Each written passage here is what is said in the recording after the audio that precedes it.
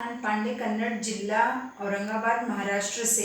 सोने की चिड़िया लुटेरे अंग्रेज। यह सुरेंद्रनाथ गुप्त जी की अद्भुत कृति हमें आचार्य श्री की प्रेरणा से वतन की उड़ान प्रतियोगिता के निमित्त से पढ़ने का सौभाग्य मिला।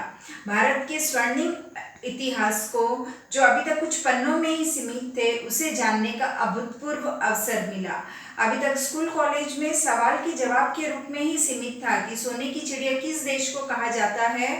भारत देश को सोने की चिड़िया कहा जाता है, ऐसा हमने जाना था। क्यों जाना जाता था, क्यों कहा जाता है, इसकी जानकारी हमें इस किताब के द्वारा मिली।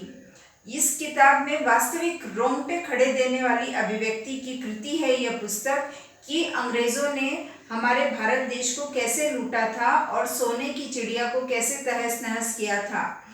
उस समय भारत सभी व्यवसायों में सर्वोपरि था और सभी व्यवसायों में उन्हें कुशलता और महारत हासिल थी। एक ऐसा उद्योग था वस्त्र उद्योग, जिसकी प्रसिद्धि विश्व भर में थी। ढाका की मलमल विश्व प्रसिद्ध थी।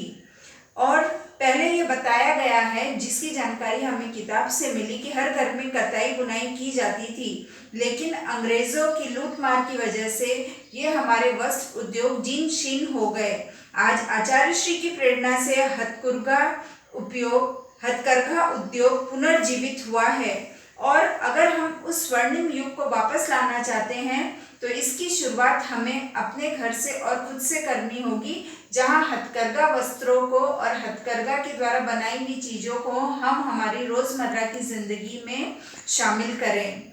हर जैनी को इस मुहिम से जुड़ना है और इस हथकरघा उद्योग को आगे लेके जाना है, जिसके कारण लोगों को रोजगार मिल सके और हम सुनहरे दिन की ओर लौट चलें। जय जिनेंद्र।